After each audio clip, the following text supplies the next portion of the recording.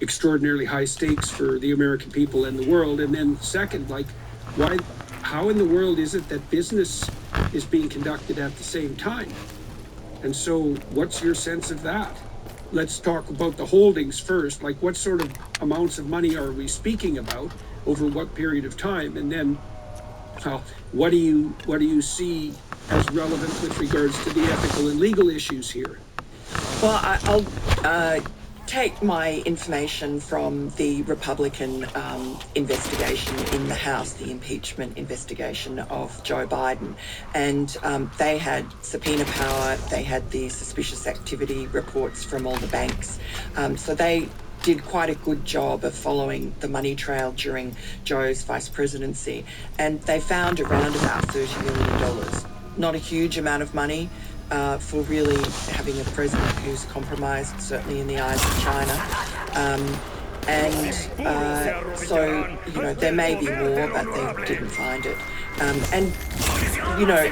For Joe Biden himself, there was really very little. They found 2 checks for $200,000, which were about 10% of a deal that Jim Biden had been involved with Hunter, a couple of deals. And so that was interesting because among the emails on the laptop is an email that talks about divvying up the equity in one particular Chinese deal, and they talk about 10% for the big guy, which was the nickname or the code name that Hunter Biden's business partners used for Joe Biden.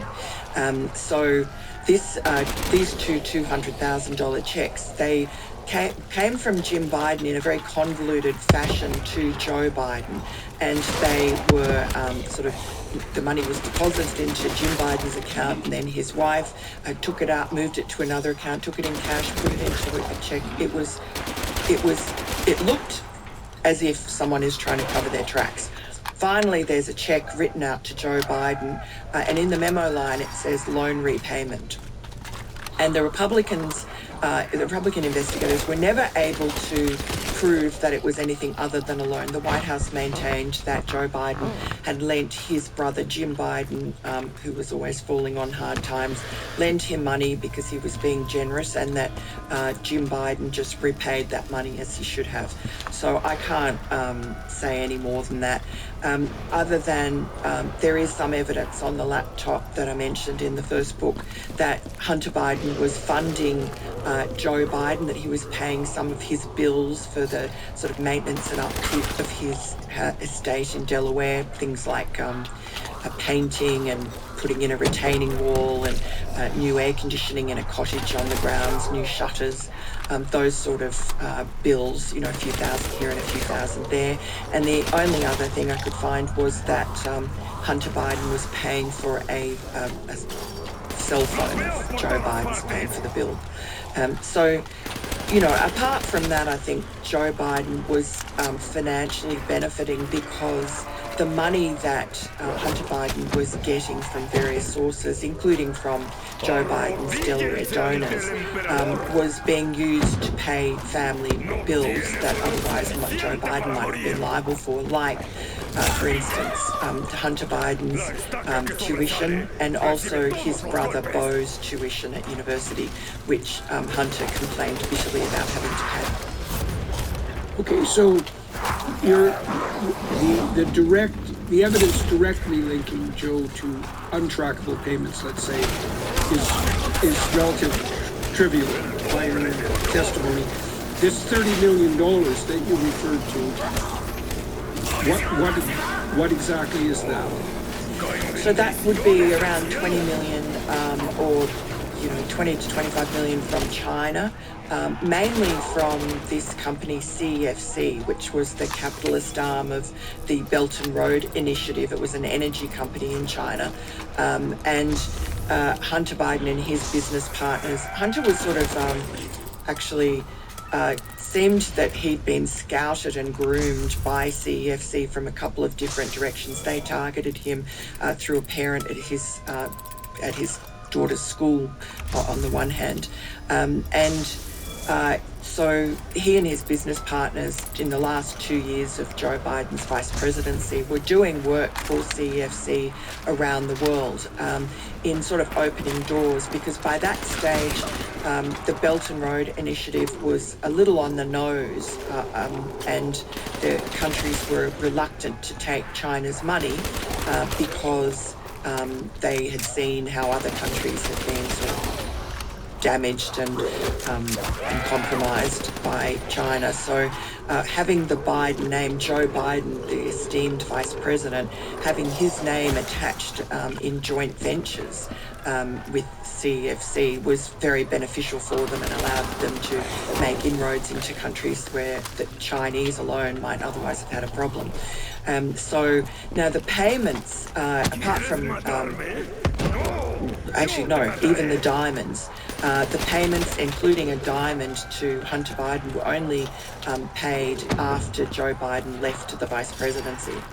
Okay, so where does the $30 billion end up? So some of it has gone to various other family members. Jim Biden got some, Hallie Biden, Hunter Biden's lover, the widow of his brother Beau. Various other family members got it, but mostly it went up Hunter Biden's nose or down his throat with the crack pipe, the hookers, and so on. He really squandered that money. He had enormous alimony payments to his ex-wife as well. I guess it went to pay that. His very lavish lifestyle. He's always, lived high on the hog. He would have long benders at Chateau Marmont in LA. He just squandered the money. I think some of the money, there's a company called BHR that early in Joe Biden's vice presidency, that was the 10% stake that Hunter Biden got on that trip to Beijing with his father on Air Force Two in December of 2013. That may be worth several $1 million. We're not quite sure how much, but Hunter had to hand over ownership of that to Kevin Morris, the mysterious Hollywood attorney who Hunter's business partners call the Sugar Brother, who really funded Hunter Biden's lifestyle in the last few years from 2020, paid off a lot of the problems that Hunter had that would have damaged Joe Biden's campaign, like his ex-wife was not getting paid, like paying off the IRS.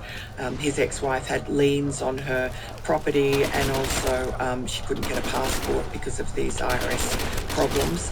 So Kevin Morris managed to pay that off, and also funded the child support that Hunter had to pay to a woman in Arkansas who had his baby and had to file a paternity suit to prove through DNA that it was Hunter's son, and then had to sue him for child support.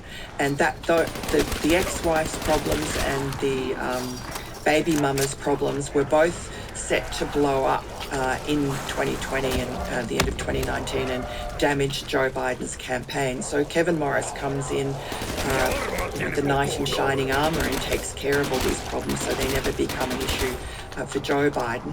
And he continued to fund Hunter Biden until just recently, to the tune of, he's testified, Kevin Morris, about $6 million, and he calls it a loan to Hunter Biden.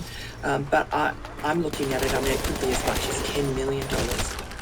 So the money is garnered through these backroom deals with foreign companies and then fundamentally squandered. When we think about wildly successful businesses, we often focus on their great products, cool branding, and brilliant marketing. But there's an unsung hero in their success stories, the business behind the business that makes selling simple. For millions of entrepreneurs, that business is Shopify. Shopify is home to the #1 checkout on the planet. And here's the not-so-secret secret. With Shop Pay, they boost conversions up to 50%. That means fewer abandoned carts and more completed sales. Our marketing team uses Shopify every day to sell our merchandise, and we love how easy it is to add more items, ship products, and track conversions. In today's market, growth-minded businesses need a commerce solution that's just as flexible and dynamic as they are. Whether your customers are browsing your website, scrolling through social media, or wandering into your store, Shopify ensures you're ready to sell. Ready to elevate your business? Upgrade your business today and get the same checkout Daily Wire uses. Sign up for your $1 per month trial period at shopify.com/JBP, all lowercase. Go to shopify.com/JBP today to upgrade your selling. That's shopify.com/JBP. Squandered. Apart from this little BHR amount, we don't know how much it's worth, but now Kevin Morris owns BHR, so I suppose that's a down payment on all the money that he's given or loaned to Hunter. But the other interesting thing about Kevin Morris is that when the IRS investigators looking into Hunter Biden's business dealings wanted to interview Kevin Morris, and also there was an FBI investigation into whether the money that Kevin had given to Hunter was in violation of federal election laws, because it was a donation in kind potentially to Joe Biden's campaign. Whenever they tried to look into Kevin Morris, the prosecutors told them no. And finally, the IRS investigators were told by their prosecution team that the CIA had intervened, had summoned the prosecutors to Langley, CIA headquarters, and told them that Kevin Morris was off limits as a witness, that they couldn't interview him. And what were the grounds for that? Do you have any idea? No idea. It's very odd, but the only thing is that the CIA is always a shadowy presence in this Biden tale of corruption. Wherever Hunter Biden falls into peril, this sort of invisible hand reaches in to save him. A couple of his business partners were approached to work for the CIA. Devon Archer tells me this, to work for the CIA. I guess makes sense. They were traveling around the world, liaising with people the CIA was interested in. Hunter Biden, before he joined the Burisma board, was placed on the board of a CIA cutout. It's called the NDI. It's the Democratic arm of an outfit called the National Endowment for Democracy, which is very strange. He put that on his resume. He boasted about it. And it's rather peculiar because it is a prestigious position, and I presume it's because of his father. But I always wondered if it was sort of to signal that he was under the protection of the CIA when he was traveling around Ukraine. Well, yeah, I mean, he never went to Ukraine, but when he was involved with people in Ukraine. And so the CIA's involvement in a lot of this story just pops up and is intriguing. We talked about the Dirty 51 letter from the 51 former intelligence officials. 42 of them are ex-CIA. In fact, many of them still are active contractors, even if they've retired. And that letter was instigated by Antony Blinken, who now is the Secretary of State, but at that point was a senior campaign official for Joe Biden. And he called a guy called Mike Morell, who had been acting director of the CIA and was hoping to be CIA director under Joe Biden. And Morell has testified that Antony Blinken put the idea for writing the letter into his brain. We know that because Mike Morell has testified to that.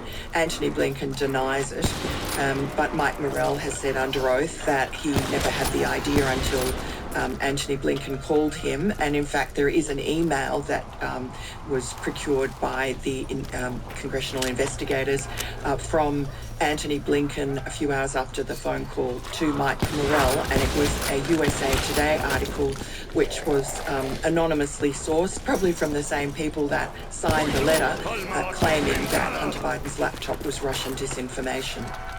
And so it was obvious to Mike Morell what he had to do. Okay, so let's go down that rabbit hole for a minute. Trump has been claiming since the last election that the election was stolen, and the court cases that have made themselves manifest in consequence of his investigations have generally found against him, at least at the local level. And so it seems to me that he diagnosed the problem correctly, but specified the level of corruption poorly.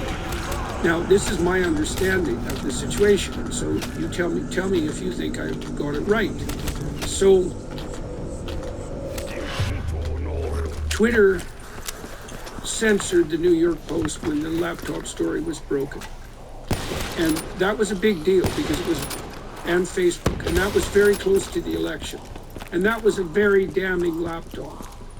And so we don't know what effect on the election, which was a very close election, that censorship had. But we do know that the censorship occurred, and we know that those laptops were real, and we know that these 51 people signed a letter claiming that that was all Russian disinformation. Which, and that word, by the way, that's a word I hate, disinformation and misinformation. I think that those words, anybody who uses those words to indicate the presence of untrustworthy information is immediately suspect in my eyes, because those are propagandistic weasel words of the highest possible order. Misinformation and disinformation. It's like, first of all, who the hell decides that? And that's really the fundamental issue here. But in any case, Russian disinformation. Okay, that was an outright lie. And that's 51 intelligence community agents who signed that letter. 51 is a lot. And so I don't understand why that isn't traitors in the most fundamental manner. Because it's a complete lie. It's a lie about a scandal.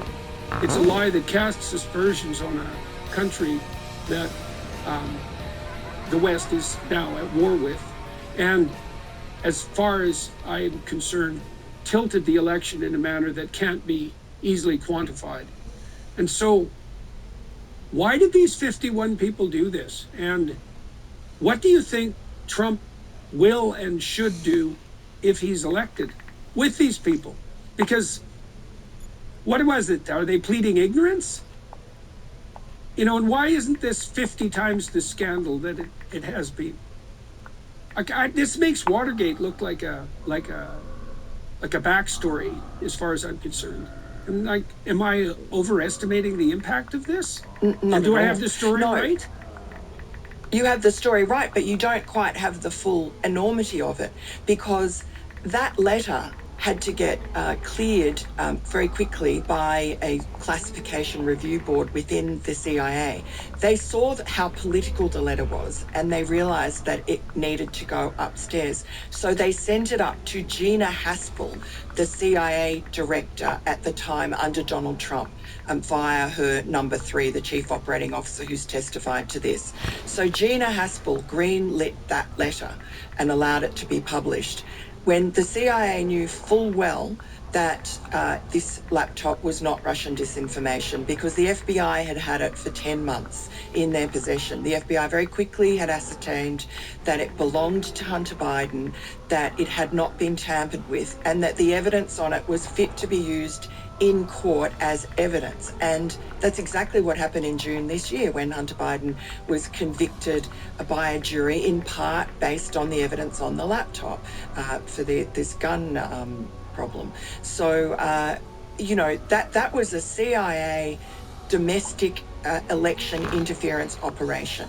That was not just these former intelligence officials, as we've been told.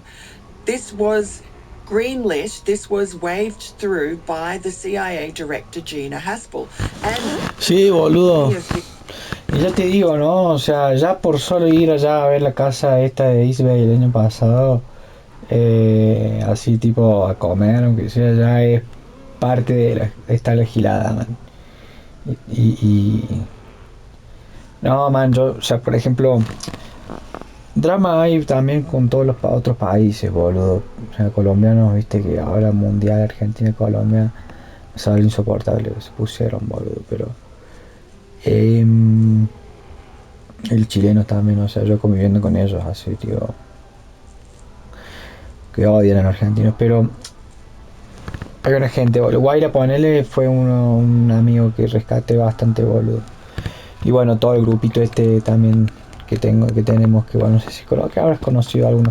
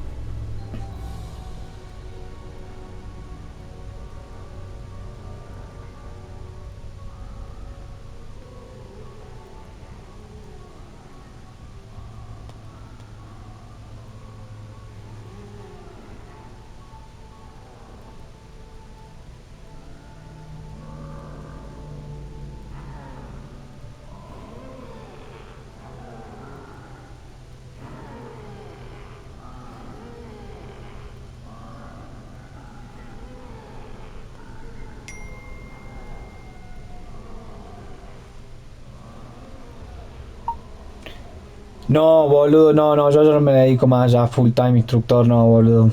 Que además, o sea, me sigue gustando, pongo toda la gana que pueda, pero no, boludo. Ya tengo mi otro trabajito para el invierno, que va a ser algo fijo. Eh, que bueno, por suerte también es como un lugar de comida, así que bueno. Nada, boludo, yo no me puedo dedicar a ser full instructor, boludo. O sea, no, nunca voy a llegar a ser así como los otros, viste, así que va bien, pero eh, sumaré ahí unos pesitos más dando clases los días que pueda. Obviamente no voy a trabajar full time, voy a trabajar part time en este lugar. Y porque además, boludo, es estresante mandar clases, bro. ¿Qué querés que te diga, man? Ya me apaja, boludo. A lo que te pasaba, bueno, un poquito el año pasado, creo.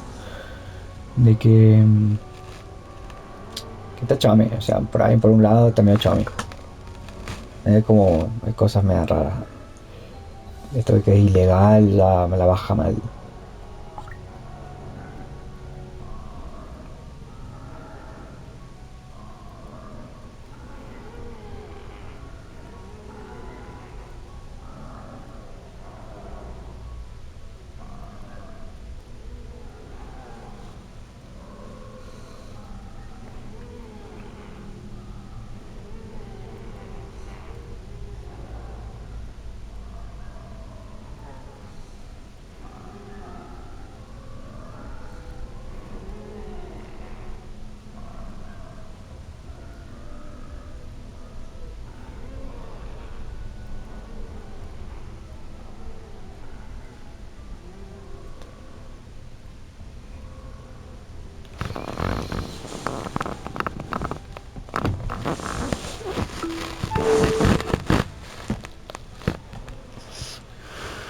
These CIA people, the 42 of the 51 who signed that letter, they were active contractors. They all have security clearances. They refuse to respond to any of our entreaties to explain themselves, maybe to apologise for what they did once it became clear that this wasn't Russian disinformation. How about spend some time in jail? How about that instead of apologizing? I mean, I just can't wrap my head around this story.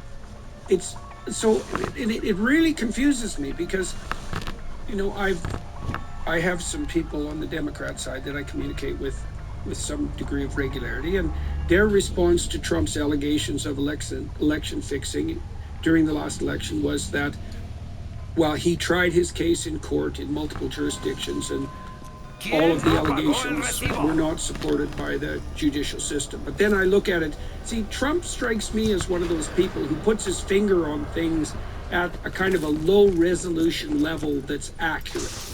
But the details are a bit murky.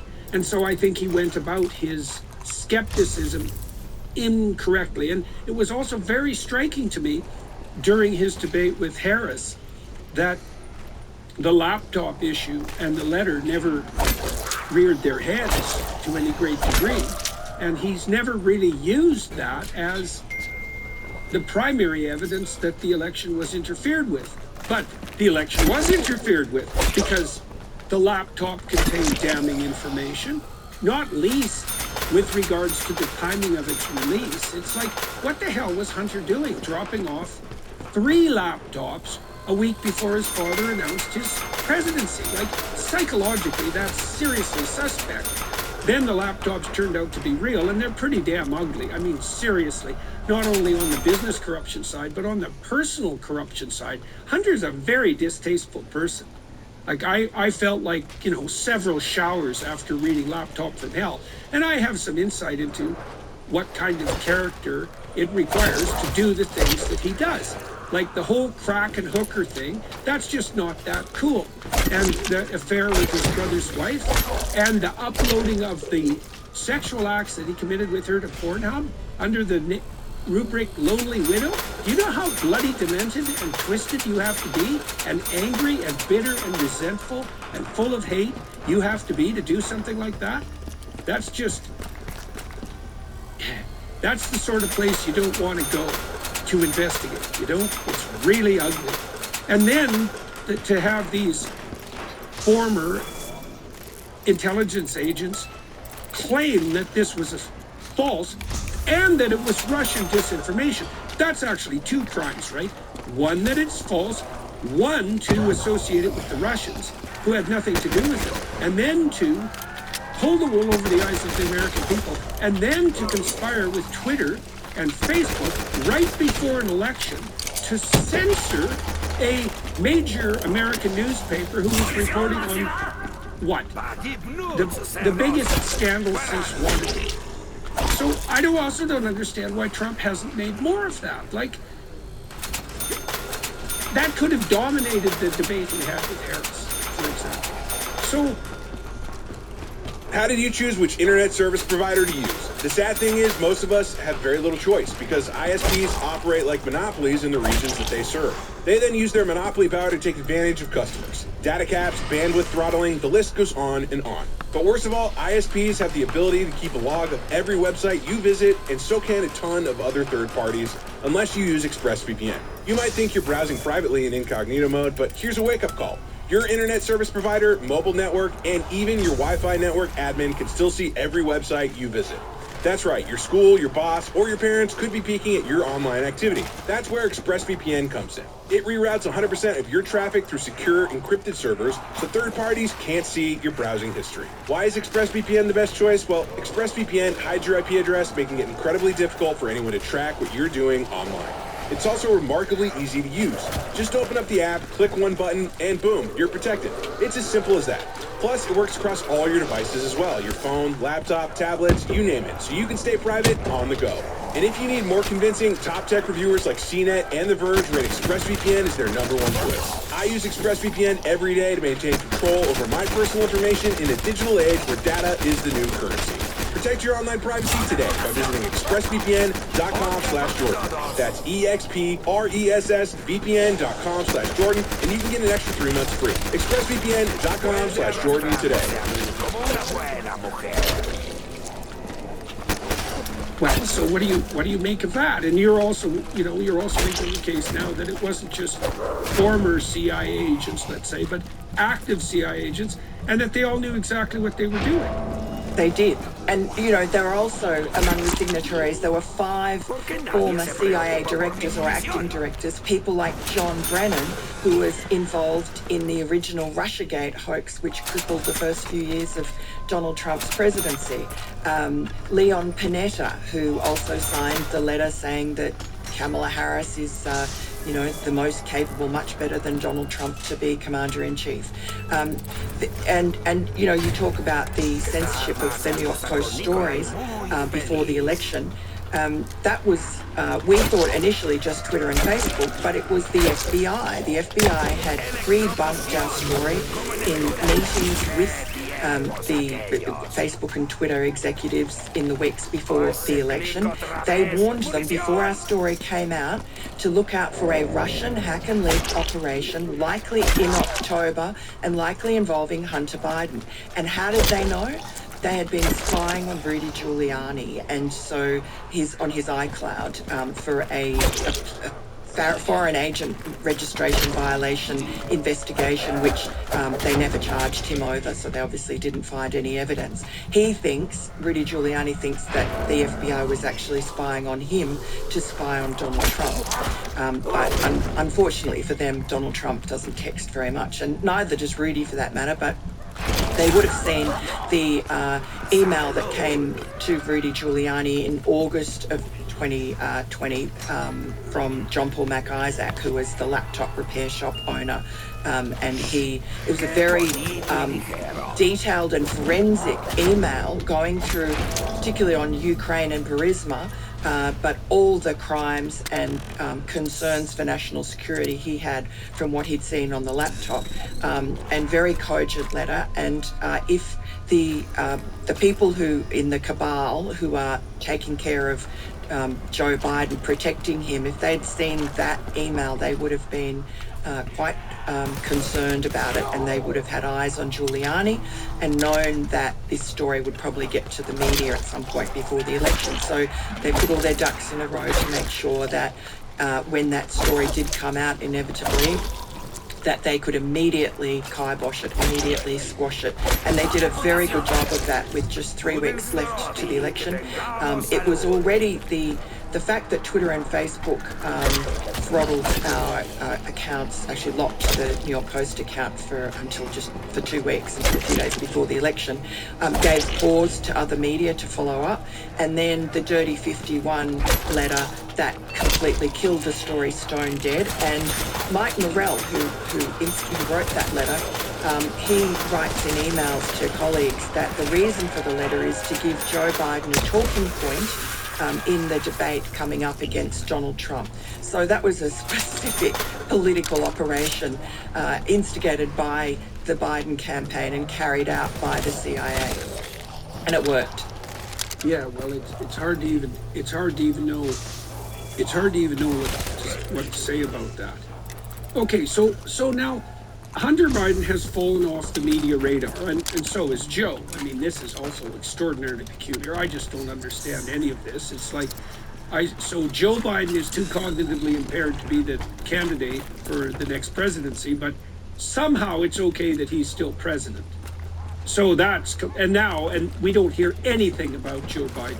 I mean, and it's not surprising in some ways because of all the election hype, but still, he is president, and so hearing something about him from time to time would seem to be appropriate.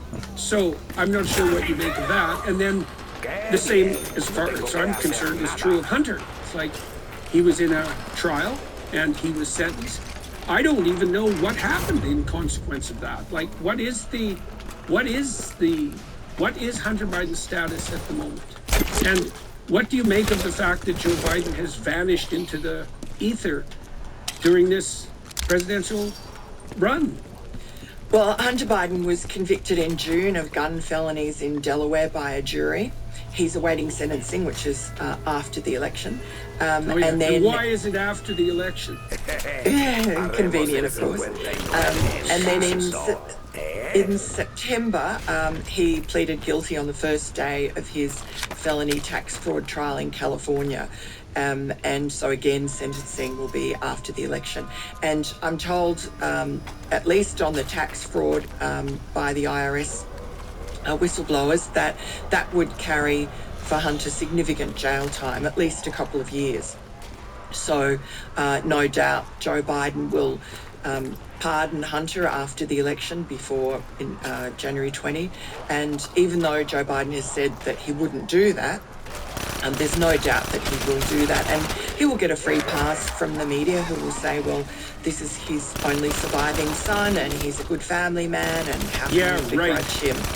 Yeah, so nothing will happen of that. As for Joe disappearing, I mean, this is very convenient to the Harris campaign because she needs to distance herself as vice president from the disasters of the Biden-Harris administration. The economy, the inflation pressures that people are feeling, and also the 10 to 20 million illegal migrants that have flooded over the border. Among them, murderers, rapists, and terrorists. And the American people, in every corner of this country where these illegal migrants have been flown into by the administration to, pretend that there's no overcrowding issue at the border. Every town and city in this country is affected. We saw that in the Springfield, Ohio dramas that Donald Trump quite cleverly brought to the fore when he talked about eating the cats and eating the dogs, or eating the pets. So I think that the media, of course, is complicit with most of them, with the Democrats. I call them the Democrats' handmaidens. So they will do whatever helps the Harris campaign, and that is just to disappear Joe Biden, who'd become so unpopular with the American people that there was no way that he would win the election, which I assume is really why they ousted him from re-election. He had no chance of winning, and Donald Trump was doing very well in the polls. And I think Donald Trump's actually regained the momentum he had against Joe Biden and has successfully tied Kamala Harris to the disasters of the Biden-Harris administration, but also she herself has been a really dud candidate, so she hasn't been able to rescue the situation. So that's, and the thing about Joe Biden is that he is still president. He's president until January 20 of next year, and there's a lot of serious problems happening in the world, but he doesn't seem to be in control. So when Israel just recently started attacking Iran, which is a pretty big deal, there was no situation room for Joe Biden. He was holing out in his home in Delaware, as he often does, and there was nothing from Kamala Harris. There was just silence. There was just a statement saying, well, good luck to Israel, I guess. So they're not behaving as a proper administration. And the cabal that controls Joe Biden and will control Kamala Harris, I guess they're the ones in control. Yeah, so how do you understand the successful removal of Joe Biden? Like, he was president. I presume he could have said no, but he didn't. Like, how are we to understand the fact that he was president one day and the presidential candidate one day and then not the next? I mean, how much of that do you think is let's say, the reality of his cognitive decline, which we still know really nothing about, as far as I can tell? It seemed so self-evident that it was undeniable, but I'm not even sure what to make of that, given the evidence that the Democrats also potentially concluded that Biden was unelectable. And that was partly because of the evidence of his cognitive decline, but what do we make of the fact that he was so unceremoniously dumped? I mean, that seems to me to indicate that the sense that there are a multitude of forces operating behind the scenes, so to speak, is accurate. But what do you make of that? It was evident, as you say, that Joe Biden had cognitive problems from, I was in Iowa and New Hampshire in the 2020 election earlier that year, and it was clear then to everybody in a room that saw him struggling to read just regular stump speeches from a teleprompter in a small town hall. But he was protected, his cognitive issues were covered up, but what a weapon to have to wield over the head of a president to control him if he didn't do what he wanted. And so I just felt, every time he had to go out and do a big set piece like the State of the Union or, a G20 meeting or something, he performed okay. Everyone was watching him, expecting him to stumble and blather, but he actually seemed quite cogent. So his cognitive problems seem to be intermittent, and maybe they're related to, he had some brain aneurysms in the 1980s and brain surgery. That may be a factor, but he certainly seems to have and still has times where he is compos mentis. And I don't know whether that can be controlled, but they seem to be able to control it, the timing of it, for these big set pieces. And yet when he did that debate against Donald Trump, it was as if he was let go out without a safety net, without a tightrope, without whatever drugs that they normally gave him. He was just left desolate. He was there on the stage, blank-eyed, unable to form sentences. He was dead man walking. So if you wanted to get rid of him, that would be the way to do it. I don't know if that was deliberate or if it was an accident, but if you were the people around him and you saw him in that state before he was going onto that stage that night against Donald Trump with no notes and no teleprompter, surely you would have staged an intervention and said, oh, he's got COVID or something, and stopped him going out there. So they let him go out there and destroy himself. And then he, for a couple of weeks, it seemed that he would hang on, and I had some insight into the people in the background around his family, and they were digging in. There was no way they were going to bail out. He was insisting that he was going to stay, and Hunter wanted him to stay, and Dr. Jill wanted him to stay. but he didn't. And the reason he didn't was because the donors, about a week or so after the debate, rallied around and just said there is no way that they were going to support the Democratic Party if Joe was the candidate. And what we found out about that in actually in an article in the New York Times on September 24th was that Kamala Harris was part of that, because one of her best friends is Laurene Jobs, the widow of Steve Jobs. She's a billionaire, the richest woman in America. And she, according to the New York Times, got her staff member who used to work for Barack Obama to do some focus group polling, which found that there was no way that Joe Biden could win the election. And she circulated that damaging information around the other Democrat donors. And after that, they put their foot down and said Joe has to go. Now, I don't think Joe Biden knew that until that New York Times article came out, because straight after that article, he started bigfooting Kamala Harris and doing her damage. There were two particular incidents that were notable. One was that she had picked a fight with Ron DeSantis, the governor of Florida, over his hurricane preparation, saying that he'd ignored a phone call from her. He came back, so it was a big to-do. And suddenly Joe Biden pops up on camera and says, Ron DeSantis is a great guy. We have nothing but good relations. He's talked to me about the hurricane and, he's very competent and everything's fine. So that was really undermining Kamala Harris in a very obvious and embarrassing way in real time. And then there was another occasion around that time, which was Kamala Harris was on stage in Detroit. All the network cameras were on her. And suddenly Joe Biden strolls into the press room in the White House, where he has never been in his entire presidency, and decides to take a press conference. And he didn't really have much to say, other than that he and Kamala were locked at the hip. They were singing from the same song sheet. They were on the same page.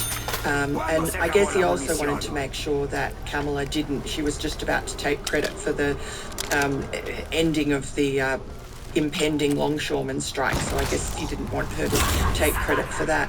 But I surmise from the timing of this that Joe Biden wasn't aware of Laurene Jobs' role in the donors pulling their support from him, and knowing that Kamala Harris regarded Laurene Jobs as family. She brought her into the White House when she was sworn in and as part of her family group. And I think probably Joe Biden figured out that Kamala had sneakily stabbed him in the back, and so he was paying her back in that way, and also telling her. As a homeowner, some of the most tedious and easily forgotten maintenance tasks are often the most important.